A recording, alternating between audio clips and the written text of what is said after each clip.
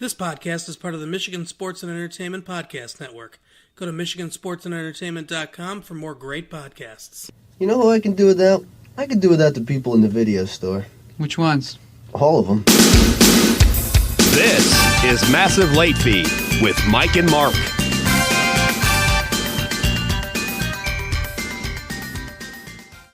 Hello, everyone. Welcome back to Massive Late Fee. My name is Mark. With me, as always, is my co-host, Mike. How you doing, Mike?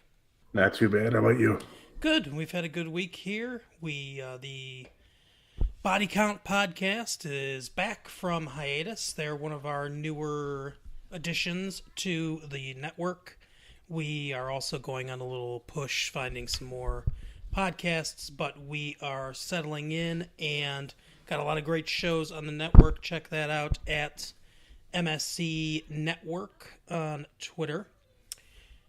I never know what to do for these openings. We talk about, I did this on Retro Late Fee too. I'm really bad at opening the show, but we talk about movies and TV. If this is your first time here, we cover mostly Netflix and Amazon streaming stuff, as well as some other things when it's important. The news this week, though, the big news, of course, in the entertainment world has come to a halt for something that you don't care anything about, Mike, and that is Avengers Endgame. You're right. I don't care about that at all. Have you even seen a trailer for it? I think I did. I can't remember why. Oh, it was on Frankenstein's lab. They were watching the trailer. Yeah. Apparently, in this movie, and I haven't seen it yet, so this isn't spoilers, it's speculation, but apparently in this movie, Captain America will probably die, I imagine. It's also Robert Downey Jr.'s last film, so something's going to happen with Iron Man. Either he's going to die or walk off into the sunset with Gwyneth Paltrow, I guess. But yeah, that is the big news this week as far as entertainment goes. Movie comes out on Friday or Thursday at midnight. I might have a chance to see it early, and if I do, there might be something up on the channel on Thursday, the day that this comes out. So there might be a bonus episode today, since you're listening in the future, or perhaps Friday. But we'll see. The other, well, it's not big news, but the other news that I found was that they're making a remake of Salem's Lot. Lots of Stephen King remakes. It's the new rage now, and they're remaking Salem's Lot. James Wan is going to produce, but not direct. Have you seen the original Salem's Lot with David Soul from? No, I haven't seen the original. I didn't read that book either. I heard the movie was decent, but I could be completely. I haven't seen it at all myself. Not even like one bit of. It's a pretty good adaptation, I will say. I liked it. And Salem's Lot's another one of those easier books to adapt for the screen, and I think they did a good job with the one in the 70s. It was sort of the early 80s, sort of a classic of horror from that time period, actually, like a underrated classic, but it's definitely a good one. I fear that with this one it will be a lot of over the top kind of action and jump scary. I don't know. I'm hesitant upon this, especially with James Wan. I assume that the vampires will be precipitated by some sort of possessed doll, since James Wan seems to have some sort of fear of dolls. I think I only read like 2 pages of the book, but it was like an old like journal. And now that I think about it, that probably wasn't much of the book at all. So I probably should have just read through that part. I think you might be talking about Jerusalem's Lot. Jerusalem's Lot, the short story. Yeah. Yeah, I think you're right. Maybe I didn't read any of Salem's Lot then. I don't know. They're related somewhat. The story takes place a long time ago. It's more of a H.P. Lovecraft sort of homage story, but they're related in the fact that what happens there sort of is part of why what happens in Salem's Lot actually happens. But Wouldn't it have been great if like certain authors, like one of my favorite authors is John Sanford, Mhm. and he writes like a series of mystery novels, but they all have the word "prey" in the title. Okay. What if Stephen King had to do the same thing with the word "lot"? It's like you call Cujo rabies a lot. Okay, well, the stand could be sick a lot. Nice. Yeah, that would be. I would that we should do that sometime. We'll go through all of Could be Stephen King's clowns a books. lot. Yeah, I mean, we're teenage gangbang a lot, but I'd probably go with clowns rather than that. right. Yeah, that's an infamous scene that I have no idea.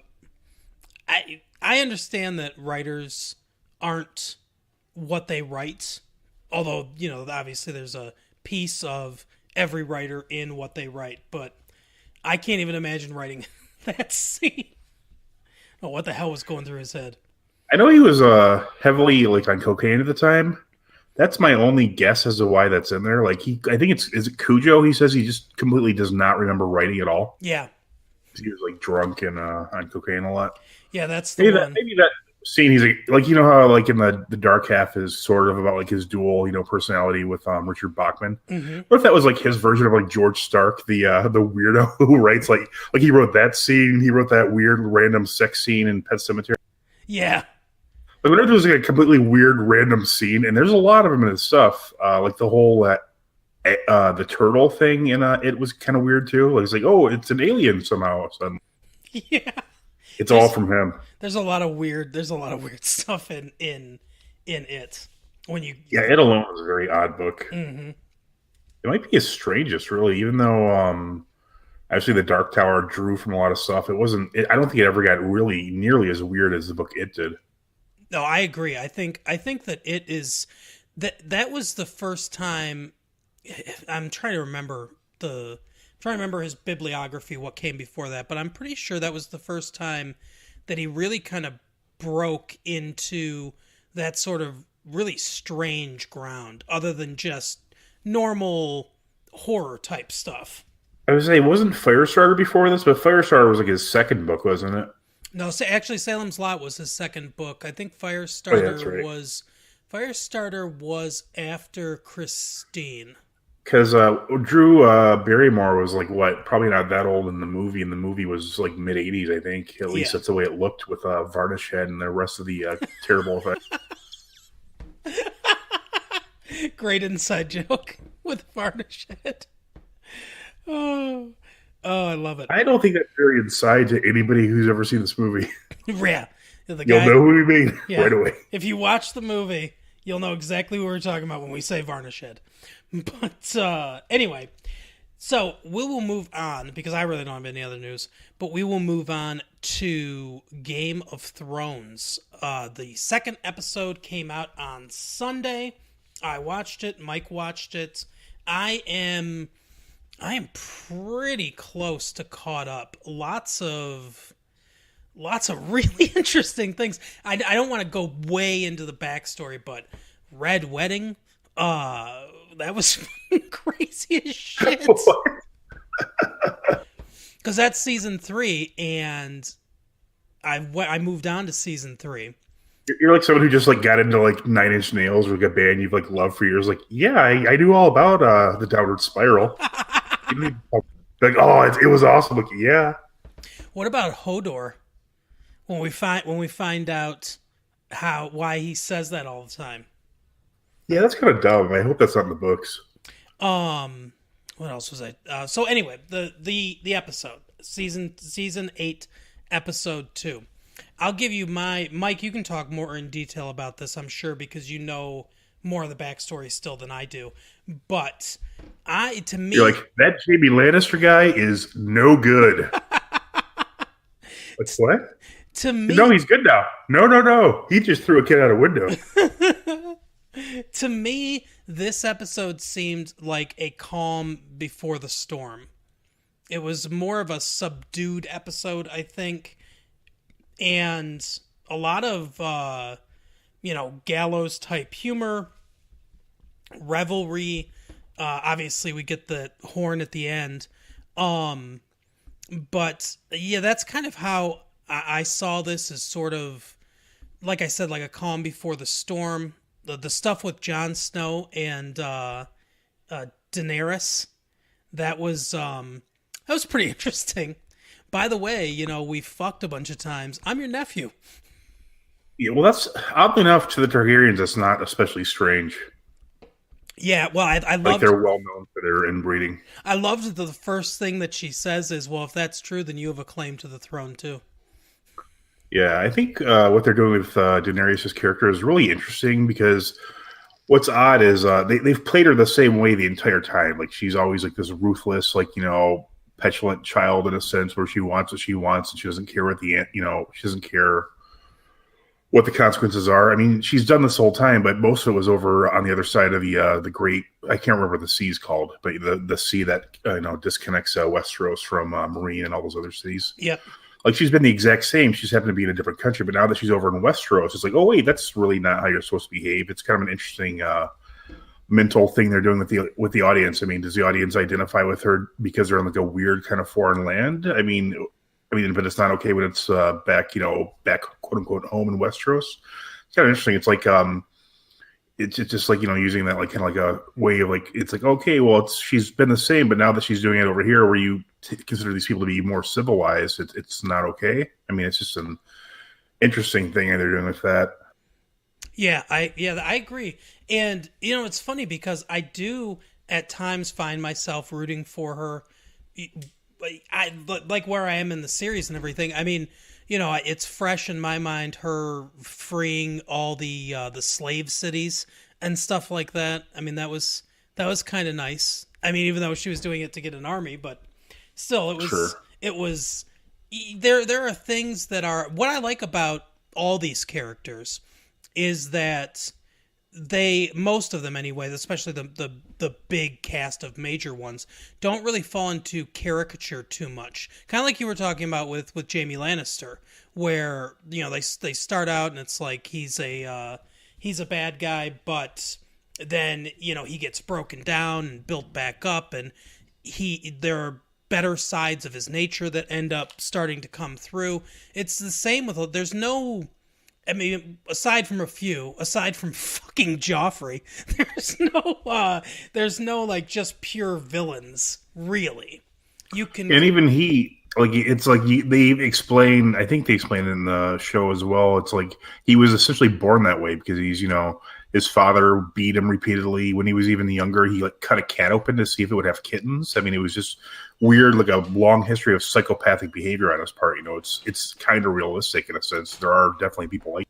Yeah, absolutely, and yeah, that's what I like. The characters are very richly drawn and 3-dimensional. There's very few stock characters or just fill-in characters. But so now, if I have this correctly, basically the Starks are from the north. Basically, they're about to fight the White Walkers, and obviously they're going to want to kill the king, because if they do that, then all of the ones he created will also die, which they found out. And so they're gonna have a big battle, and I assume that's gonna happen next episode. And Cersei is waiting for all of them to be torn apart, basically, by the White Walkers, and whoever's left, she's going to use. Which isn't a bad plan, but how messed up is that they're actually real? Like your whole life you thought they were like rumors, but oh wait, they're actually real, and they're going to kill every single person in the north. Let's see how it plays out. Exactly. And I like that. Like you said, it's not really a bad plan if your plan is to take over power, but how are you so confident that they'll destroy? Like, what if the White Walkers just came and ran over them? I think she's fine with that too, because she'll have one less enemy to deal with. Because she doesn't understand that she couldn't even be subtle for a moment if she wanted to. Right, that is true. She just doesn't have the ability to be subtle at all at any point, which is kind of interesting. She's almost like a child that never quite grew up. Yeah, she's another one that's that doesn't have a lot of redeeming characteristics. I mean, say what you will, she's a very caring mother. Yeah, that's true. What did you think of some of the love stories besides Jon Snow and Daenerys in this episode? I mean, whatever. I mean, the Gendry and Arya thing, they basically only set up like last episode. Like, some people be like, oh, they had a crush on each other forever. No, they really did not have that relationship when seen before at all. It was only in this episode, like, oh, we're grown up now, and oh, I find you attractive. So it's not like this person she's been in love with for like 8 years. It's like some guy's like, oh, I used to know you, and you're attractive. Let's go ahead and do this before the big fight. Yeah, see, that's the thing. Everyone on Twitter and Facebook and things like that, they're all reacting to this big, I wasn't ready for this, and like this is some big thing, and maybe it's because I'm going through this more quickly or whatever, but I totally agree with what you're saying. That love story to me is not built up. I mean, it's 2 episodes old. She spent way more time with the Hound or whatever his name is than this dude. Yeah, I mean, I don't know. It's whatever. I mean, I'm not too upset by it. I mean, I know people are like, oh my God, she's she's like 22 or something like that, do what you want. I don't really care. I mean, it didn't add anything to the show for me. It was just like, yeah, whatever. I'll go get something to drink while this is going. Yeah, I agree. None of the love stories really grab me. I guess if there's one downside, or not downside, but one like chink in the armor, so to speak, of this, it's that I'm not super invested in any of the love stories, really. But there's so much else going on that I really don't know that they could take the time to develop a lot of super serious relationships and do all the other stuff that they need to do. So I think... actually, I'm sorry, before we move, that reminds me of something I read on Twitter. It was pretty funny. There's an author I follow, Scott Sigler. Mm-hmm. He made a really good point. Gendry is like in Arya's castle. She's like her sister is the lord of the entire castle. He works for them, and she's clearly in a position of power over him. Is this not sexual harassment, or is this sexual harassment? I mean, Gendry couldn't say no. I mean, if he said no, I mean, she's a trained assassin, and he made her a weapon that's Valyrian steel. What, he's going to tell her no? Yeah, that's true. That's a really good point. Oh, so looking forward to next episode. Yeah, I'm not sure if you've had like the pleasure of watching all like the big battle episodes. Like the biggest one was probably the Battle of the Bastards, which I think was season 6. Did you get a chance to see that one yet? Yeah, I saw that. Yeah, that's like an amazing episode. But basically, before they have any big battle on the show, it's like, almost like it's like people like are trained at this point to be like, expect the next episode to be like a huge fight, because they always do that. Like they set it up really dramatically, and take a little bit more time than they need, in my opinion. But I mean, and then like you just know the next episode, and by the previews, there will be the battle next episode. Hopefully, it won't like cut to Cersei in her castle, like when the fighting begins, because it'll be annoying. Yeah, no kidding. I'm really looking forward to this. It should be pretty sweet. Have you gone into the like spoiler / theories on this? No, actually, I haven't read any theories or any spoilers. Well, spoiler / theory alert. Okay. I read one that was kind of interesting. It makes a good point that when you see the White Walkers at the end of the scene, you don't see the Night King. So some people think that while this is happening, he's going to fly on the dragon to King's Landing and just like start killing people left and right there, like as a distraction. Well, that's an interesting theory. Yeah, just because he's not seen there, I mean, he does have the dragon, which I mean, that'd be kind of interesting to do it that way. Yeah, that was nuts too when he killed the one that starts Viserion. Viserion, yeah. Yep. And it turned into a ice dragon. Yeah, that was crazy. I feel like sometimes talking about Game of Thrones, I feel like Chris Farley's character from Saturday Night Live. Remember when the Night King killed Viserion and he became an ice dragon? That was sweet. That'd be great if he was still around just for that. No kidding. But or in general. Yeah. But that is Game of Thrones talk. Do you have anything else to add? Um, Not especially. I mean, just I'm glad that there's a lot of nice moments in this episode to reward the long watching, fans, not like those people who just rush ahead to watch the whole thing in like a month or so. The people who were there from the beginning. Mm. Those people. No, but there's like a scene where Samuel and John and I can't remember, they get Ed are like all standing there like having a conversation. When one of the earlier episodes they were all like there as like new recruits. It's just interesting to see like, wow, it's been like 8 seasons. There really has been a lot of stuff going on with all the characters. Oh yeah, I like when Jamie was talking about all the things that he had done and everything, and Bran says to him, "The things we do for love." Yeah, that was great. That was hilarious, and that's a really good way to do a callback. Yeah, and there's some fun scenes too with like Sansa and Daenerys when obviously Sansa's bucking up against her, and like Daenerys just didn't expect that at all. She just assumes everyone will just like worship her and recognize her as being like the leader or the most qualified, just because for 8 years she's wanted to be the queen, so suddenly she should be the queen of all of Westeros. Right. When it's kind of funny because like the Targaryens aren't even the original rulers. They've only been there for like 300 years. They just came as conquerors, and like they think they deserve to be the rulers. So it just doesn't make any sense. It's like you repel an invader, and then they come, like one of their members comes back, and you're like, oh, okay, right. Oh yeah, I forgot. You guys conquered us before, so it's yours. Yeah, we went back to having 7 independent kingdoms that worked as a loosely associated republic that was beneficial for everyone. But yeah, if you just want to be a monarch again, that's cool. But yeah, we will. I am very much looking forward to the next podcast and the next Game of Thrones episode. I think it's going to be. I mean, I can't even imagine what it's going to be. I'm sure they pulled out all the stops for this. Who's your it's I think they claim this episode is has like the budget of like some Hollywood movies. Oh yeah, I can imagine. It's like $20 million budget for this episode or something. I could be way off, but I think it was like some crazy number like that. Who's your favorite character? So far, it's hard. I mean, I like Tyrion Lannister, obviously. I think Tyrion is just like he's easily like the best character on the show. I don't think there's any doubting that. So I think it's just given that he's everyone's favorite character. So I just really am asking about your next favorite character, because I mean Peter Dinklage is just like so good in this show. It's ridiculous. Absolutely, he is great. And I love how this episode he got to he connected with, like, he was like the only person wise enough to realize like, oh, I should talk to Bronn.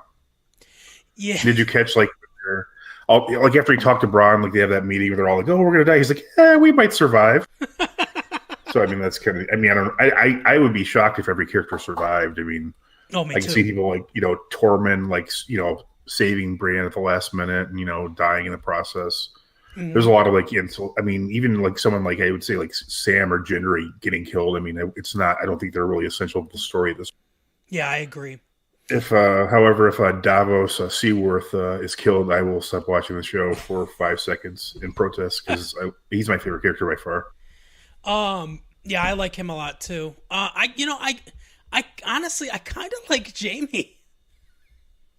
There's something about him that I think I like his redemption story. His whole like character arc is really interesting. Like he like basically like his entirety was like destroyed when his hand was cut off, because that's all he ever thought of himself as, like a hired killer, like doing his father's will, just like a knight. And then like he basically just like created himself from the ground up, and he switched hands, and it was just like I don't think the guy Nicholas, I couldn't even tell you his last name, is just like Khazral Wardle or something like that. Mm-hmm. Like he's actually, I think it's really underappreciated how well he's done acting in the show. He's done a great job. I mean, if you look at the very first episode and the most recent episode, you wouldn't even know that was the same character. Yeah. Because, and as my wife pointed out, I guess like the less loyal they are to like Cersei and stuff, the darker their hair gets. And if you notice, Jaime and Tyrion both have pretty dark hair at this point. Oh yeah, that's a really good. That's a good eye. That's a really good detail notice. Yeah, I'm really looking forward to the next episode. So it's nice to have you to talk about it with too, because I've read the books and I've listened to them a couple times, so I'm pretty well. I mean, obviously the books have ended at a certain point, I mean, a lot of this is like logical progression from it, I guess. I mean, it doesn't seem out of the ordinary, though. Some stuff just like surprised me, like when Stannis, like his daughter, that whole thing. Yeah. I think they claim it's in the book. I'm like, yikes! I did not, because like where it's at in the books right now, I just do not see it going that way at all. Interesting. Like the book kind of ended where they're in that big like blizzard, and they're talking about making a blood sacrifice. Oh yeah. Oh, but we will move on to culture vultures. Mike, what do you want to rant about this week? I kind of forgot about this segment, so I didn't come up with anything. You want to rant about Avengers Endgame for a minute? No, I just think it's sad that so much money was put into such a piece of shit movie and like 21 other piece of shit movies. I mean, think what you could have done with this. I mean, you could have done so much good for society. That's true. That's true. If everyone had pledged $10 that went to see all the Avengers movie, could we have solved world hunger? Okay, those kids in Africa need some money, but Robert Downey Jr. needs a Ferrari too. Right, that's okay. They'll get knockoff Avengers T-shirts to wear. Yeah, they'll get the Mavinger misprints. Exactly.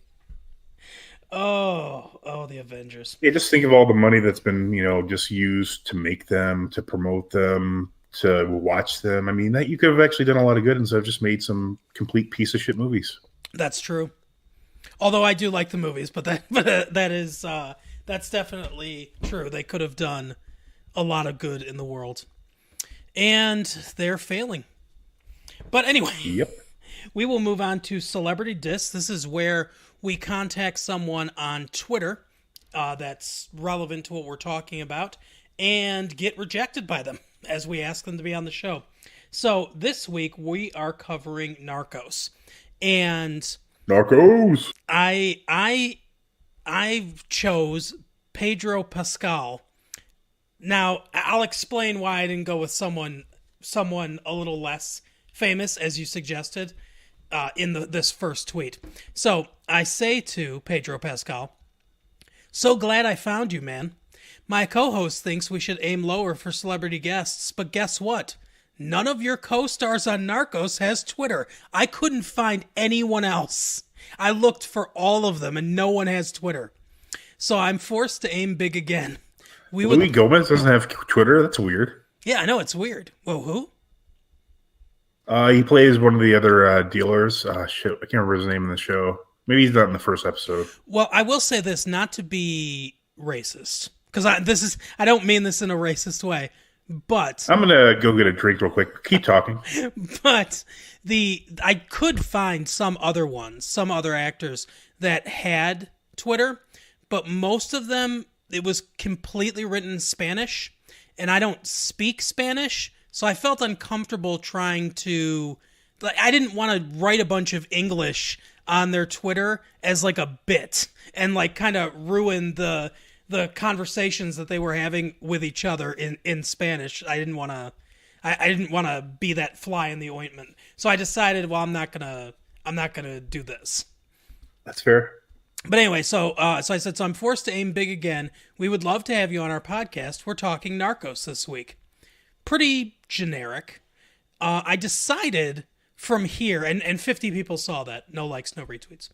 I decided from there to basically just assume he was coming on the show. So and by the way, all of these are 1 minute apart. All these ones that I'm. I think you might get arrested for this segment of the show at some point, Mark.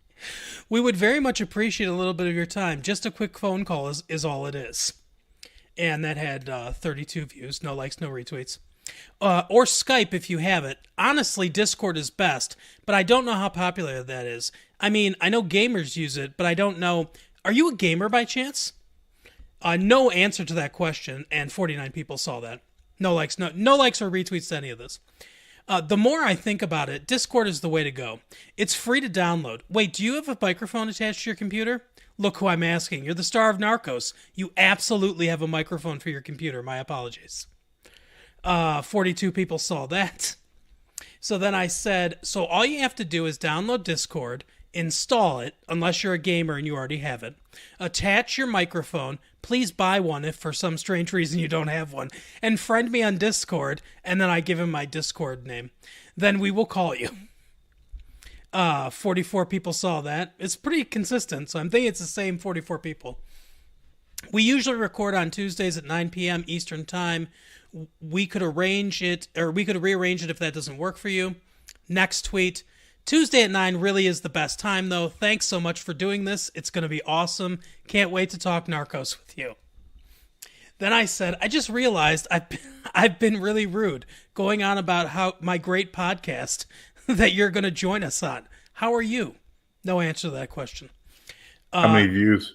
Let's see if we're going down here. 37 views. Down a little bit. I also in a row? Yeah. I also noticed that he talked about the Mueller report a lot, and he seems to be pretty liberal. So I said, that Mueller report, man, I just finished reading it, which is not a bit, actually. I did read it. That does not paint a very good picture of Trump, does it? Seems to me that Mueller walked right up to the indictment line and then said, okay, Congress, you finish this up. Do you think that was naive of him to think that Congress would actually act? I think that hyper-partisanship is severely hurting our political system. Not to get too heavy, but we could also discuss this a bit on the podcast. It's going to be so awesome to have you on. I figured maybe These tweets get really weird. I figured maybe appealing to something that he liked would get him, but no, it didn't. Just remember, download Discord, Mike, friend me, 9 p.m. on Tuesday. Some great Narcos talk, and maybe a brief chat about the Mueller report. Then I said, we're also going to discuss Game of Thrones. If you want, you can join in, or you could just sit silently at your computer for that part if you're not a fan. Anyway. You know he was on the show, right? Oh, he was? Yeah, he's a Red Viper. Oh, shit, that's right. Okay, well, I guess he would have wanted to talk about it then. So I thought you were going to say, like, you can sit there in silence as your character did. Anyway, can't wait to have you on. I look forward to the Discord friend request. And then I put a gift of Tom Hanks from the movie Big waving right before he turns back to small again. And it says T period Hanks. And when he puts his hand up, it covers the period, so it just looks like thanks. Which, see, I think that's where you lost him. Because you clearly aren't a fan since you didn't know he was on the show. Yeah, that probably. I mean, you're just not a huge, at least a deep fan of Pedro Pascal, at least. I will say this: 57 people saw that, 13 people watched the media, and there were 2 engagements. What the hell is an engagement, anyways? I don't know. I don't know if they clicked on it or the GIF or what, because it wasn't a like or a retweet. How can you watch it and not engage with it? I don't know. I guess we'll have to at the creator of Twitter and see if he'll come on the show to explain that. Jack Dorsey, you were on Joe Rogan, could now come on Massive Late Fee. Right. We got some fucking questions for you. Oh, one word to the wise when you download Discord to be on our podcast. I've heard that when you first join, it asks you either to join a server or create a server. Just make one of your own. You can use it for gaming. For the podcast, we'll use our own server, though. I wasn't willing to use his server. This is a whole tutorial now. Let's see. And then I did a bunch of actual tweeting. So I gotta go through that. I actually promoted Retro Late Fee in the middle of harassing or borderline harassing for legal purposes a joke for Pedro Pascal. All right, where did I pick it up? I'm in the legal field, and I think you're on sketchy ground here, my friend. Okay, so this was the next day, actually. Hello, sir. So I'm still waiting for your Skype number or your Discord friend request. Again, Discord preferred. I know all the listeners are really excited for you to be on the show. We're talking Narcos, and they expect you to be there. So now I'm kind of hitting them with a guilt trip. 2 people saw that. Do we have a legal team we could consult on this segment?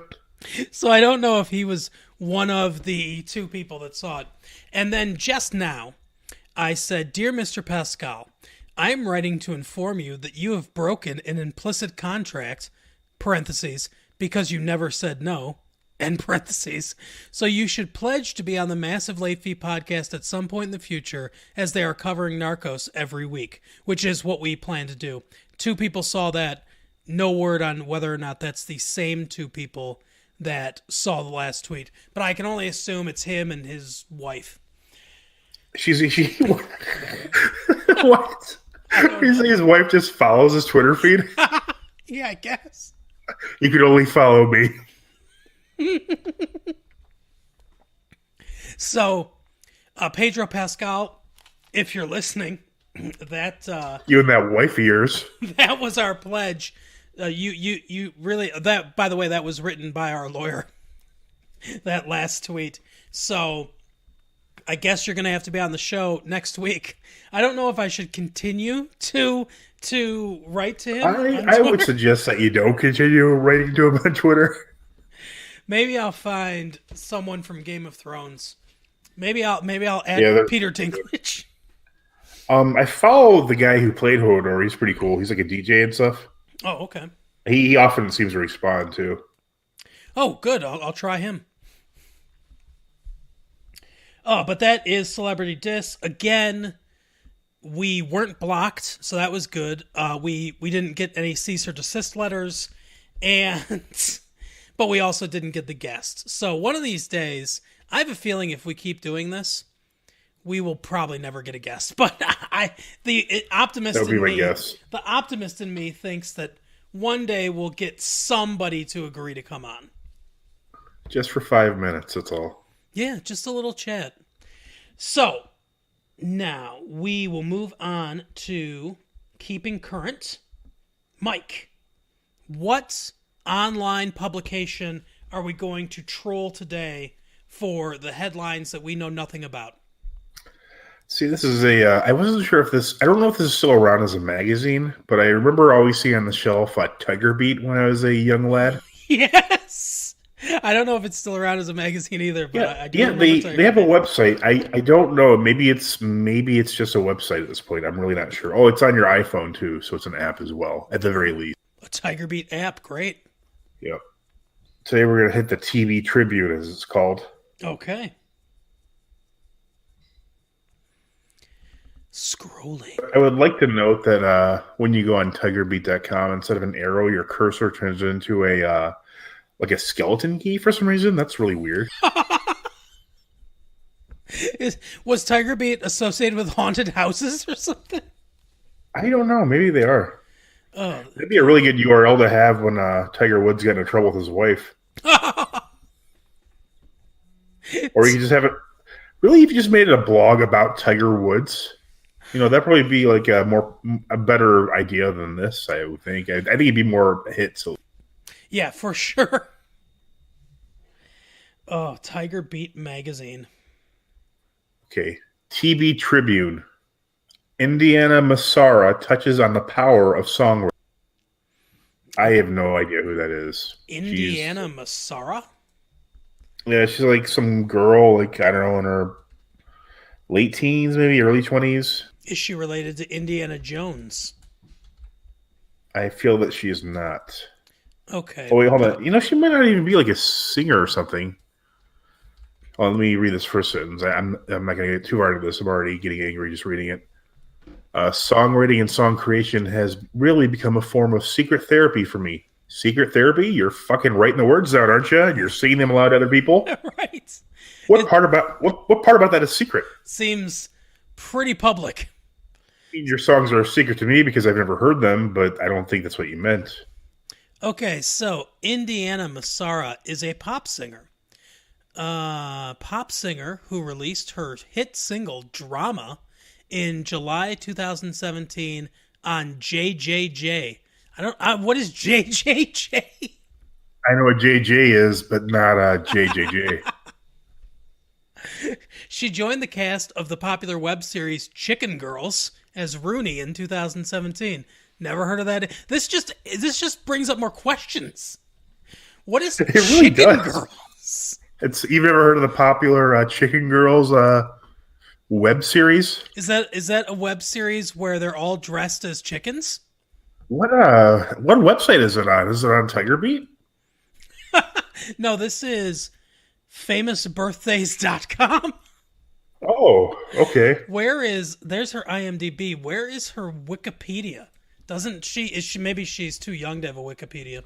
Because I think age is a factor. she looks like With she's the about Wikipedia. 16. No, I know. No, she doesn't have a Wikipedia for some reason. Or at least I can't find it. Yeah, I don't know.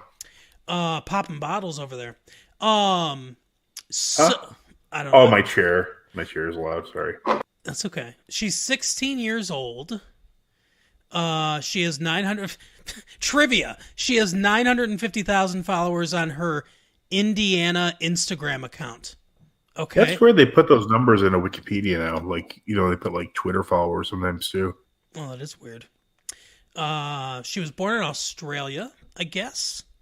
Her full name is Indiana Marie Ella Massara. Apparently, her real name is Indiana for some reason. So the big story there is she doesn't use both of her middle names. I mean, come on. Right. She's not a serial killer. Why would she use a middle name in there? All right, let's see what Chicken Girls is. I wonder if this is an Australian show. Chicken Girls. This Really what we should do for this segment is I should tell you the website I'm going to go to at a time, but not go to it. Okay. And then you can do some research if you want to. Yeah, I don't So want to you do sound research. like you know what you're talking about. Like, oh, Chicken Girls. You never seen Chicken Girls? Chicken Girls is an American web series starring Annie LeBlanc. The series is produced by Brat and premiered on September 5th, 2017. Where can you see it, though? There's 37 episodes. I want to know if this Indiana Massari lady speaks with an Australian accent or an American accent in this web series. Yeah, and does she sing with one of the episodes is called Flew the Coop. That's hilarious. Little inside, I know. The first 4 episodes are titled Monday, Tuesday, Wednesday, Thursday, then Halloween, then Next Crush. Wow, this looks right up my alley. It doesn't say, the show was first announced via Variety on August 21st. Second season premiered February 14th, 2018, but it doesn't tell me anything about the show at all. I feel that if you keep doing further research into this show, you'll be on a list somewhere. Oh, here we go. The synopsis. The ensemble story follows a group of dancers known by their pet name, the Chicken Girls.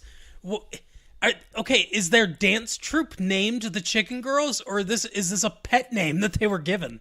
Yeah, I don't know. And they have a movie too, Chicken Girls the movie. Is that also by Brett? Yes, it is. If you were in a dance group and you were a girl or even a guy and it was Chicken Guys, would you take the title Chicken Girls or Chicken Guys as an insult or a compliment? I really don't know. I don't understand what that means in the context. I know what a chicken head is, but I would definitely not want to be called that. I don't assume that a bunch of 16-year-old girls are being called chicken heads. That'd be a completely different show. Hey, chicken heads. Apparently, Brat is on YouTube because that comes up. Yeah. Okay. Oh, here we go. Chicken Girls, Season 1, Episode 1, Monday. There's a little taste of the preview. Just watch it enough to see if she has an accent.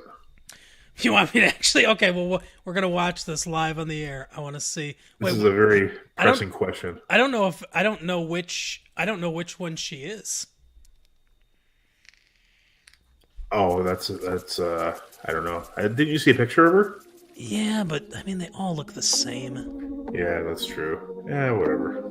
All right, let's see. You're so pretentious and defensive. Yeah, you're old news. All right, I feel we'll get sued if we play too much of that.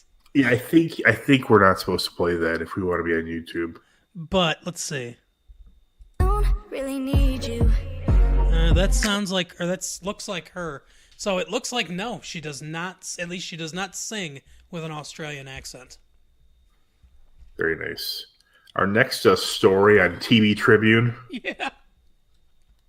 Storm Reed accepts adorable promposal from Yara Shahidi's brother, Saeed. That just sounds like a bunch of syllables. Yeah, it's just like a bunch of words. I don't know what any. I know what a promposal is. Unfortunately, I do too. I don't know who Storm Reed is, or that sounds like a. Even though it looks like it's a young lady, sounds like the villain in a Nazi movie, Storm Reed. Right? Or the worst weatherman on your local news. Let's see. Storm Reed, born July 1st, 2003. Fuck, I feel old. She's 15. Is an American. Is an American. Oh, yeah. Is an American actress. She portrayed one of the lead roles along with Oprah Winfrey, Meg Murray in the fantasy A Wrinkle in Time. Oh, okay. She's that girl from A Wrinkle in Time. That's what I should have said. I mean, I would have known who it was then. Yeah. I don't know who Yara Shahidi, but apparently she accepted the promposal. Nice. So she's going to prom with Yara Shahidi, who's also another girl. So I guess... No, Yara Shahidi's brother, Saeed. Oh, Saeed. Okay. Yes. Her brother, Saeed, is 32 years old. Are you serious? No, I'm just joking. I was just saying, oh my God. I don't think that's an adorable proposal at all. You couldn't make that adorable. Yara Shahidi is 19, and she's from Minneapolis, Minnesota. She went to Harvard, or she's going to Harvard University, went to Harvard University. Saeed. Okay, here we go. Let's see if this dude, oh, he looks very young. He's also an actor, too. He is 16. Okay. He's born on Valentine's Day, February 14th, 2003, from St. Paul, Minnesota. He was on, let's see. Oh, he was, Chicken Heads? No. I'm just going to call that show Chicken Heads from now on. He was in the reboot of the television show Uncle Buck. He played the... What? Yeah, they did. In 2016, they did a reboot of Uncle Buck, and he played the Macaulay Culkin character. What? Why? Why would they... I think... sorry, there's so much wrong with that I can't even begin to speak about. Oh, he was in a show that I watched called The Event. Yeah, I remember he was super young, too. I mean, it's just... Sorry, but why... Uncle Buck is like a classic movie, but a classic movie in the sense that it's very unique to its time. Mm-hmm. You could not possibly remake the movie. I mean, why not just call it fucking Uncle Watches Family or something like that? Right. There's no have any connection whatsoever with Uncle Buck. Is John Candy in it? Oh no, he's probably not. Macaulay Culkin? I doubt it. Yeah, it would be quite a story if John Candy was in it. You say didn't John Hughes write Uncle Buck? He's not around fucking writing. Why even associate it with that? I'll tell you. That does nothing. There's nothing good to come of that. I'm not going to watch. I'm like, I like Uncle Buck the movie, but I need to watch fucking 5 seasons of that shit. Here's our segment, Culture Vultures, right here. I would definitely watch a show called fucking Uncle Watches the Kids. I mean, there's nothing unique about Uncle Buck. Like, my uncle is unconventional with his parenting skills. Oh my God. He was also in the movie Alex Cross, the one that starred Tyler Perry. Did you ever once watch Uncle Buck and say, "Man, why I just need more Uncle Buck"? No, I never did. No. Yeah, he does this every once in a while, but what's he doing every week? That's God. Oh man. Oh, what's funny is they tried to make it a show already, way back in the 80s, and it also failed. Somebody out there just loves Uncle Buck. It's their favorite movie, and they have like way too much power in the entertainment industry. Who is this person? I bet we could track them down. Oh my God. Or either that, or they somehow own the rights to Uncle Buck. So they're just constantly shopping it around until like, okay, that was an okay movie. Let's see. Stephen. I mean, I watch it when it's on TV. I wouldn't go rent it. Stephen Craig was the executive producer. Fucking series. So you can watch it whenever.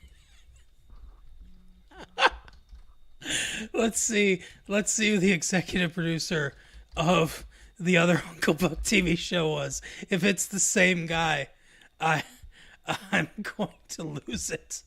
I bet it's Chuck Lorre. Uncle Buck, 1990. Executive producer Richard Gurman. So there, I don't see any Richard Gurman here. Oh wait, Stephen Craig and Richard Gurman are brother-in-laws. His wife married Stephen Craig. You were right. Somebody with too much power in the entertainment industry. It's his favorite movie. Oh, God. Wait. I was right. Oh, I was so correct about that. Now I want to see who wrote the screenplay. That'll be one of the two, I think.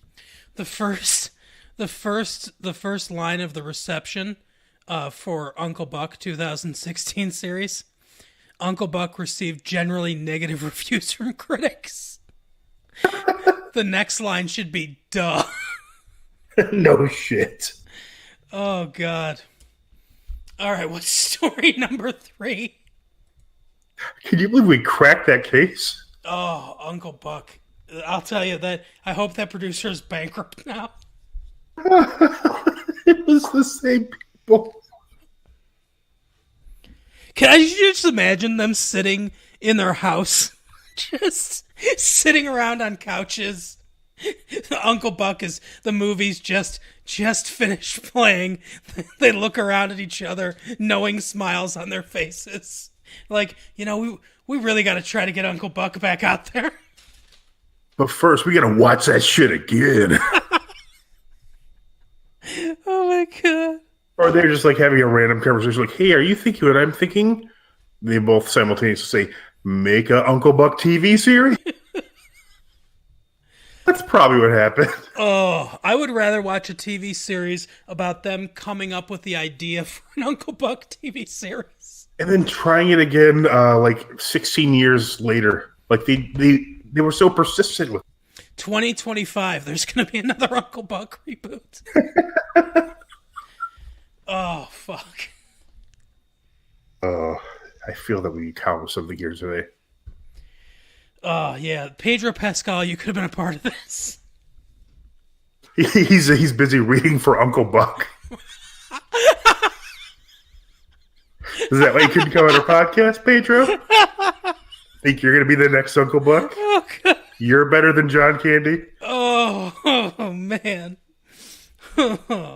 Yeah, you and your wife can star in Uncle Buck. No one has ever laughed at Uncle Buck like this, I don't think. Oh, God. Well, I can think of 2 people.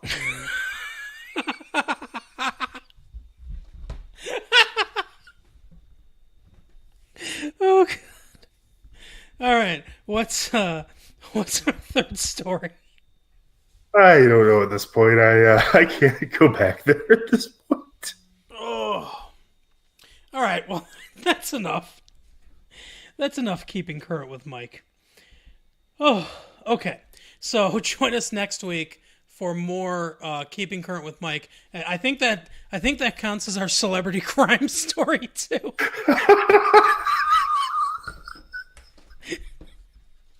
Except there's no celebrities. Right. Oh, crime against humanity. Oh, so we are talking about Narcos. Do you think they have a generator hooked up to John Candy's grave, and how quickly he spins with it will power it, and they'll get like free energy for you? They just stand over it reading the script. It's how California's been able to get so energy independent. And then the little boy says, "Gee, Uncle Buck, I wish you could stay with us." Oh. Uncle Buck says, "Well, I got some good news for you, little buddy. But first, let's have some pancakes." Right. What happens in this TV show? In the movie, he takes over because the parents had to go out of town to a funeral, to the wife's dad's funeral or mother's funeral. I think it was his dad. But anyway, They went out of town. He was the only person they could get. What happens on the series? Do they die? Do they die in the plane crash on the way back from the funeral? And how far weren't they gone for like a week or two? How fucking far away is this funeral? No shit. Oh my god. I guess the farthest. I mean, it's a John Hughes movie, so are they driving cross country to go to the funeral? And that was going to be the sequel, Uncle Buck 2, The Funeral. It was both a National Lampoon's Vacation and Uncle Buck's sequel. It was a combination. Yep. Because he wrote both those. Oh, God. But anyway, so this week we are talking Narcos without Pedro Pascal. Thanks a lot, Pedro. Thanks. Although I'll tell you, your character was in this episode for, I think, literally 5 seconds of screen time. Yeah, and you were called an asshole, and that's it. Yeah, he like, I was watching it, looking for him the whole time, and like, so the whole fucking time I'm not paying as much attention as I should because I'm looking for Pedro Pascal. I'm like, is he even in this one? Because like I read like on Wikipedia, he's in every episode. I'm like, I don't see him. And I'm like, oh my god, am I racist? Do I not recognize that that's Pedro Pascal? Actually, Pedro Pascal was there was just a decal of him in the corner of the screen on Netflix. That's how he appeared on it's in his contract. Nice. Oh, but so for those of you that don't know, and as I said, we cover mostly Netflix stuff, massive late fee, Blockbuster. We can't cover Blockbuster movies anymore. Netflix is the new Blockbuster. So we're starting a series where we're going to watch every episode of Narcos, and we're going to talk about it every week. Some weeks it'll be the main topic. Some weeks we might not talk about it quite as much if we have another main topic. But at least for the time being, we're going to be talking Game of Thrones and Narcos. This is about the rise of Pablo Escobar as a cocaine trafficker, dealer, drug lord in not Colombia, right? Colombia. Yeah, Colombia. In the late 70s, 1979 is where it starts, through the 1980s, and the DEA team that help bring him down. So we start with this episode. It's the first episode. It's a building episode, obviously, as most pilot episodes are going to be, but we get a lot of background on at least Pablo Escobar, Cockroach, and one of the DEA agents, and sort of how he came up and began this war on drugs. Mike, what did you think of episode 1 as a whole? I've been I can't say this correctly. I've been interested in Pablo Escobar for a while. Just like an interesting story, like a historical figure that's just basically came from nothing, and like at one point was on the Forbes top 100 list of the wealthiest men in the world. Mm-hmm. There's always rumors that he used like $30,000 a month just pay for rubber bands to hold the cash he had. I mean, he was just making, he was the biggest benefactor of the cocaine, trade to the United States. He was just making money hand over fist. Mm-hmm. It's like a really fascinating character, just someone who just basically willed themselves to be what they wanted to, not necessarily in a positive way or the way he did it, but I mean, it's just like a very special individual in history. Yeah, no, I definitely agree. And I think there are, obviously, as the show points out, at one point he killed or was responsible for the deaths of 100 policemen and obviously killed a bunch of other people. He was clearly ruthless, and obviously neither one of us endorse what he did, but I definitely think there's room to talk about the positive, because this is based on a real life person, and in real life, unlike a lot of fiction, it's not black and white. Most villains, or most people that do bad things, no one's one thing. There's very few completely 100% good people, if any, and there's very few completely 100% bad people, if any. And I think one of the scenes that sort of highlighted sort of how smart he was is when he was stopped by those DAS agents, which, as we find out, is the Colombian version of the FBI. And he goes through all of them and says, what all of their names are, family members, their kids, the one guy who's in charge, his mother, who was in the hospital. Oh, she's out of the hospital, right? Yeah, she's doing well now. Oh, that's good. That's good. And he committed all that to memory. Not only was he able to get the information, but he was able to remember all the information, personalize it in a way that, and he comes across as very charismatic in this. Yeah, the actor who plays him is very good. I don't know his name. I'll do better research on that for next time. But he's a great choice to play Pablo Escobar for sure. Absolutely. And yeah, he comes across as very charismatic and very smart in a lot of the scenes, and very creative. The ways he comes up with smuggling the cocaine into the United States, into Miami for the most part, is very ingenious. And yeah, I mean, he's the type of person that could have been really successful in lots of other legal ventures if, and I don't know what Colombia was like at the time. I don't know if those opportunities, I assume from what we see in the show and the little bit I know of Colombian history in the late 70s and early 80s, I assume that he probably wasn't afforded opportunities to channel his natural talents to more mainstream things, which would have allowed him to make not as much money, because I don't think at that time I don't think there was much that could make more money than the drug trade, especially right. Cocaine in the 1980s. But at least really, make a you good can amount of argue money. he's like almost like someone like Mark Zuckerberg, who was born at the exact right time in the exact right spot. I mean, would anyone else have been able to capitalize on that as well as he did? I don't know. I mean, it's really an interesting. This show also has an interesting aspect to it, where it's like you're kind of like identifying with the villain. We obviously have a big history of that in American culture. Like during the 20s, people were like, they loved Bonnie and Clyde and John Dillinger. People like Kurt Vonnegut once wrote in one of his books that he and his sister both cried when like they heard that John Dillinger was killed. I mean, he was like a folk hero. Yep. And Pablo Escobar certainly qualifies as the same sort of thing, like a larger than life, kind of figure that just like rose from nothing. I would say, he might just be the perfect person for that time and, place on Earth. Yeah, you bring up two really interesting points. One, as you said, we really identify with the villain more, at least in this opening episode of the show, because we spend almost all of our time with the villain. The connection that we have with the quote unquote good guys is the narration from the DEA agent over everything.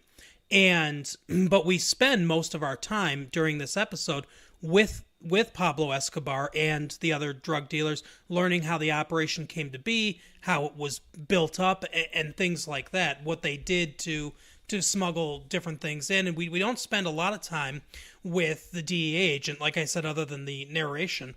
And the other point that I think was excellent that you brought up was a comparison to like Mark Zuckerberg or like Jeff Bezos or Bill Gates is actually a really good example, because he just happened to be at this one private school that had access to like a computer mainframe, and he and his friends would just spend like he spent so much time when almost nobody else would.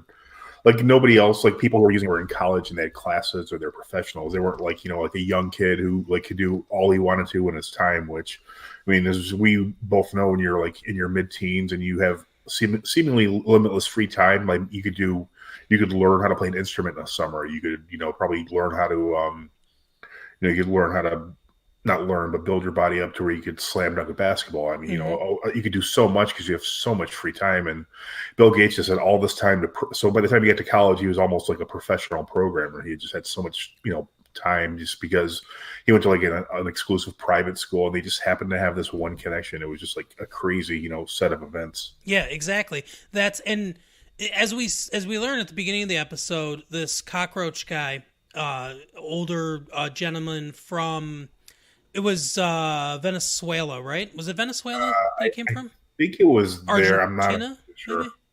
It was one of the neighboring countries. I just don't remember what. Yeah, well, it was, and it's they talk about Pinochet, and I should remember which country was Pinochet. I think it was Argentina. But I can't remember. But anyway, he gets caught, doing this drug trade and with a bunch of other people. And Pinochet, who was not a nice guy, as the episode points out, was big against drugs, and he had them all killed. Well, Cockroach, as it turned out, wasn't hit by the firing squad and was buried under bodies, played dead, and then he fled to Colombia to look for someone who was already smuggling that could smuggle this drug for him.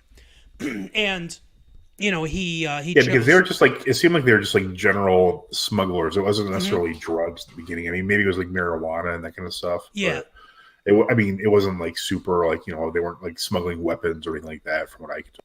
No, it was like stolen televisions and like radios, different kinds of electronics and things like that they were, smuggling to sell in defense. And they did mention briefly some marijuana, but we never really saw much of Escobar doing stuff with marijuana.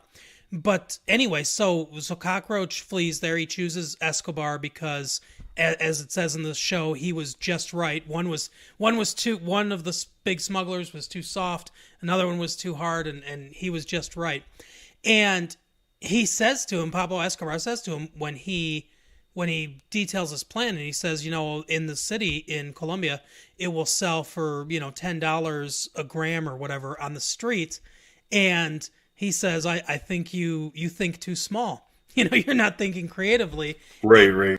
And he says, how much will it sell for in the United States? He realizes that this is a product unavailable in the United States because cocaine doesn't really grow there. No, I don't think it's. I think it's I think it's an altitude thing. It must be because Colombia is very high altitude. Yeah, and I believe you're correct. I think it's the same thing with opium.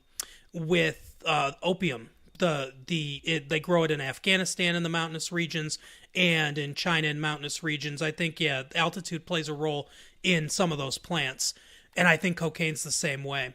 But so he realizes that there's no supply of it in the United States, and if they start smuggling it to the United States, they'll be the only supplier for a product that literally addicts you, and you want it more and more and more. So he's the one. It's not necessarily his idea to grow and manufacture cocaine or to start selling cocaine, but it's his idea to take it big time.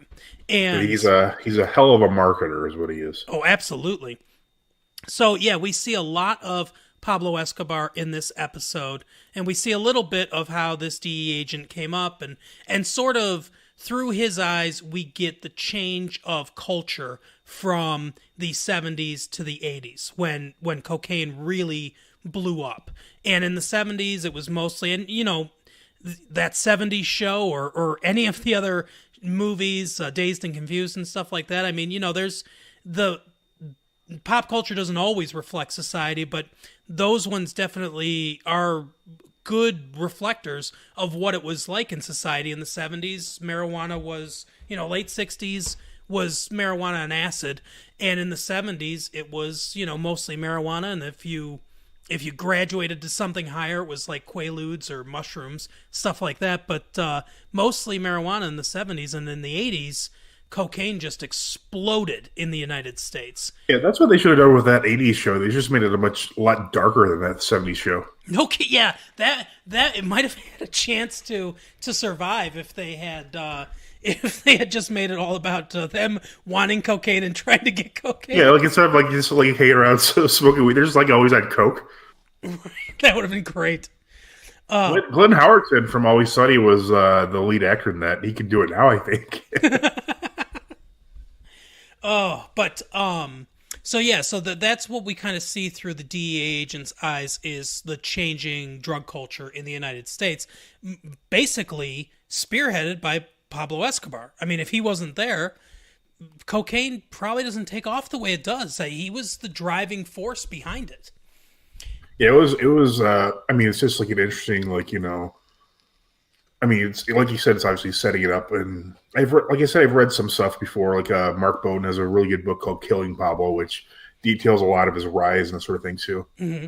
Yeah, he's just like a really like. I mean, I've read, so I know what happens because it really does closely follow like the actual events, in people in in actual history. Mm-hmm. I mean, I'm sure there's certainly going to be some dramatic licenses, but if you know anything about Pablo Escobar and what he did later in life and stuff, it's going to get really crazy sometimes.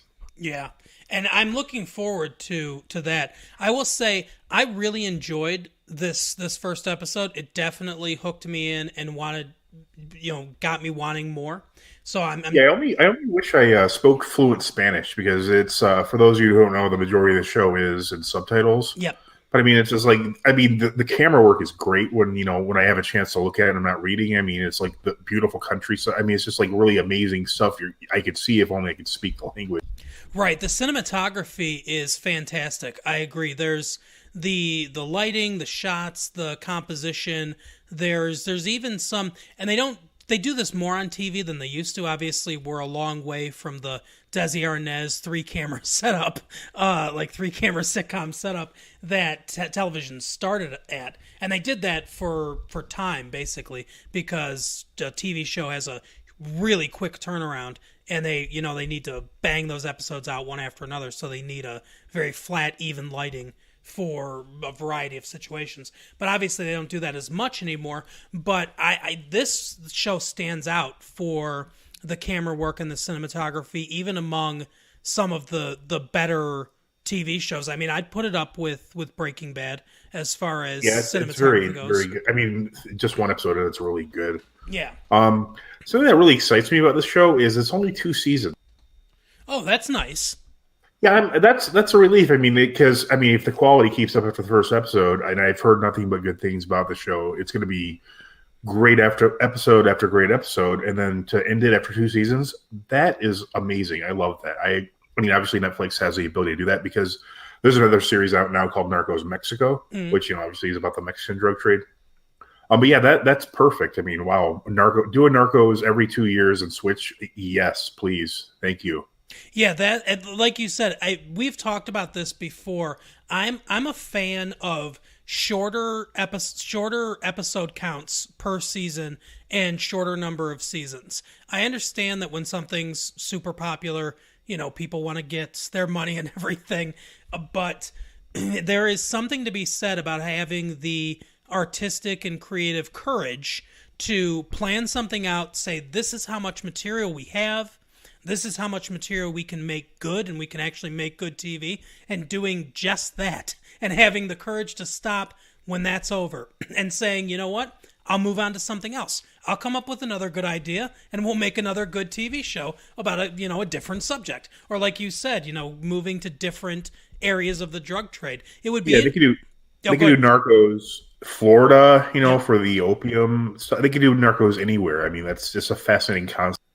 Yeah, I was thinking, we talked about opium earlier, like a Narcos Afghanistan or something like that with the terrorist drug trade with heroin and things like that. Yeah, that'd be interesting. Yeah, I would. The Taliban was involved. Yep, I would think there'd be some fascinating stories that they could find there that would make compelling television. So absolutely, I love, planning it out like this. I think this is the best way to do it. And like you said, I mean, when shows try to carry on too long, the quality really, really deteriorates. And I think, everyone loves The Sopranos, and I like The Sopranos. It's a good show. But I think The Sopranos is guilty of having a lot of sort of sagging episodes where there are... Yeah, go ahead. And I feel like it becomes a little cartoonish at a certain point. Like you're killing somebody every other episode, and you're like, you're on for 5 years. So there's like 100 people just killed by this one mafia, and there's not like every federal agent in the whole country. Yeah, exactly. And I think Breaking Bad was. I was say, as much as I love Breaking Bad, I'm glad they ended it when they did. They were almost on the verge of doing the same thing. I mean, Walter White was like basically like Lex Luthor at a certain point. Yep. And they ended when they should have, and they reduced the amount of episodes in the last couple seasons too. And I think that was also a good idea. If it was a season longer, it would have gotten to that point, but it didn't. That to me is. I'm conflicted because The Wire as a whole, I really like certain seasons of The Wire better than others. It's not very coherent because they do switch around from the characters a lot. So I really couldn't call it all one show. It's a bunch of different shows with similar characters. Mm-hmm. But Breaking Bad just probably is my favorite series of all time, just from the beginning to the end. It's like perfect. There's not one thing that isn't solved. I mean, all the loose ends are wrapped up. It's like, and then they kill the main character. That's the best way to end a show ever. Like, nope, no sequels. Absolutely. And yeah, Walt's not popping up in The Walking Dead. Sorry. Right. What a crossover that would be.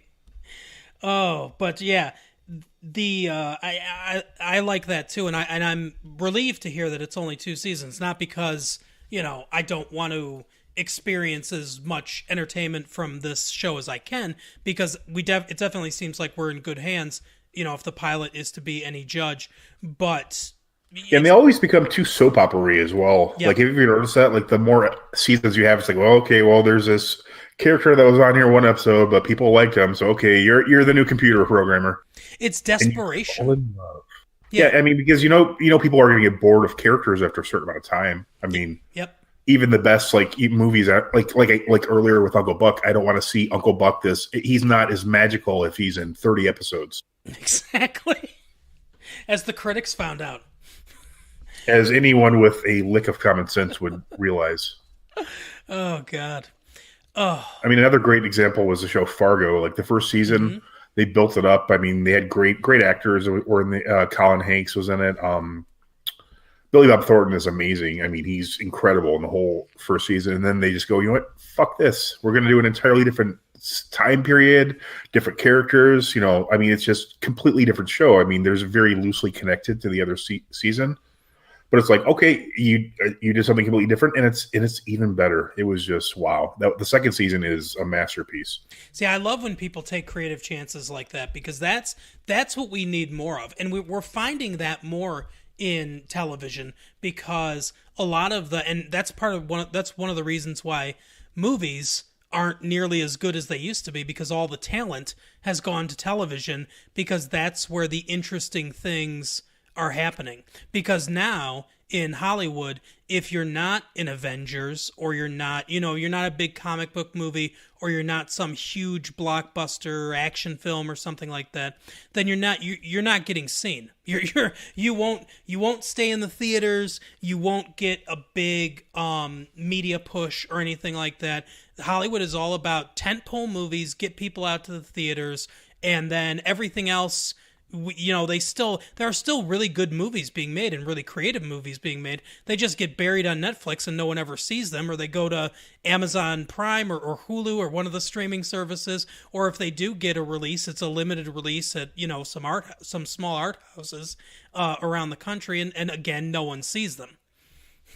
Yeah, I don't know. It's just and I think the fact that you can kind of make a decent amount of money in television now. I mean, like Bryan Cranston, I think was making like $1 million an episode for the last season of Breaking Bad.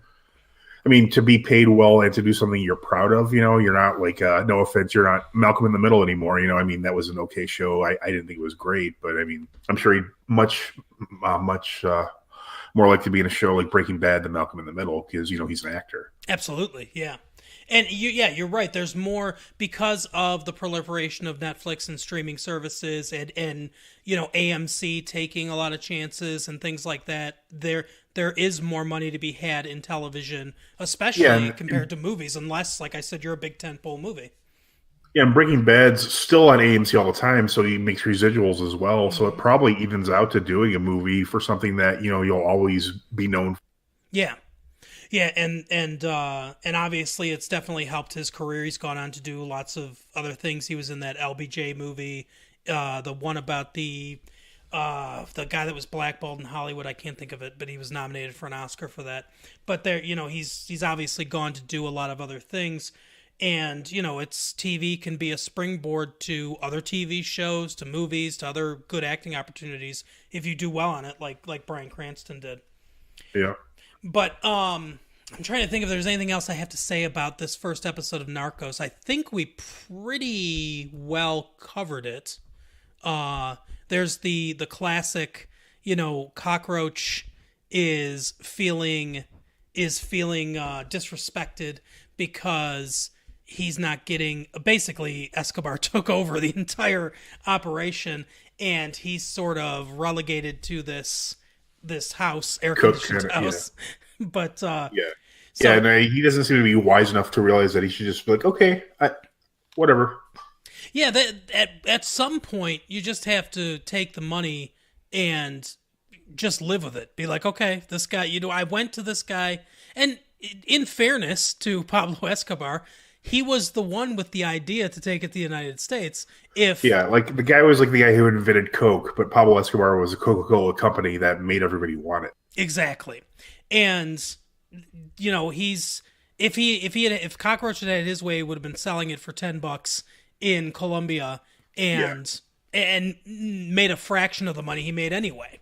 And he'd probably get caught because he's not Pablo Escobar. He's not a genius smuggler, charismatic guy who will just do and take what he wants with, no qualms whatsoever. Yeah. So Cockroach ends up getting killed because he ratted out Escobar to the authorities, who then wanted to renegotiate their deal because they saw how much money he was making in the United States off this cocaine. So he asks for a name from the DAS agent, and obviously it's Cockroach, and Cockroach ends up getting killed. Also, the partner of the DEA agent gets killed during their drug bust for the cocaine that Cockroach was selling behind Pablo Escobar's back. So again, not a smart idea. Right.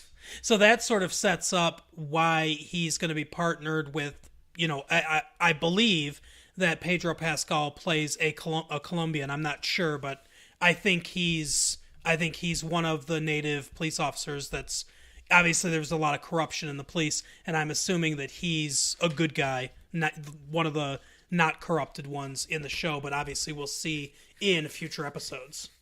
Yeah, and I'm looking forward to this series for sure. Absolutely. So that is our show for tonight. Everyone, you can find us on Twitter at Massive Late Fee, Facebook Massive Late Fee. You can email the show at massivelatefee@gmail.com.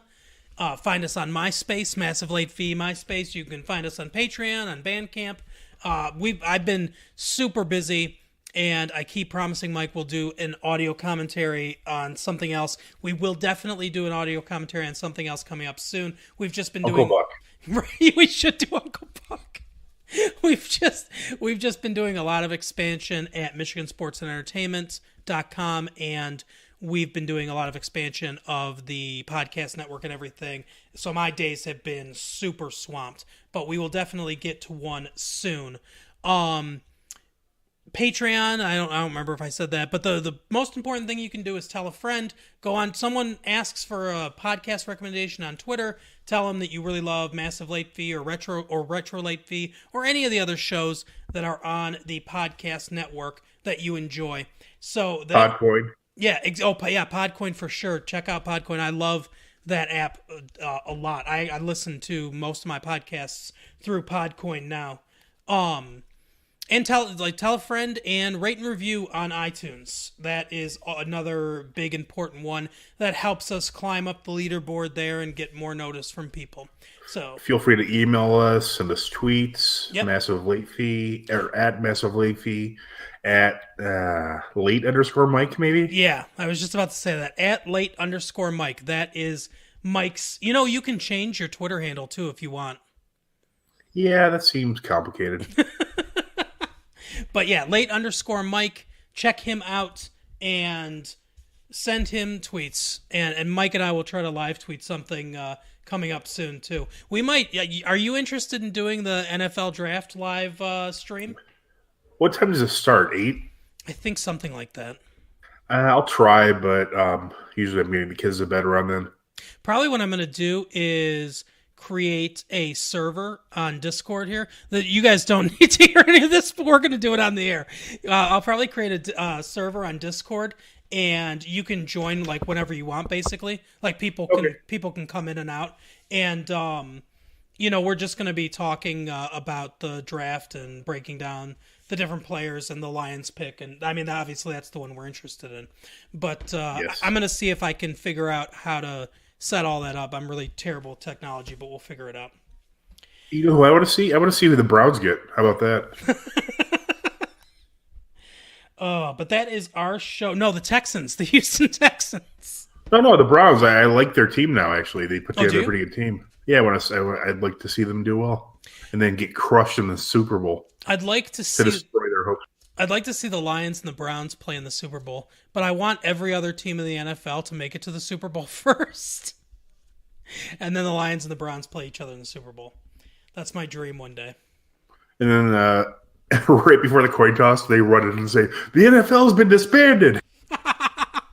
They went bankrupt, like the AAU or whatever it was, Right. or the AAF. I think that's what it was, American Association of Football or something like that. Whatever.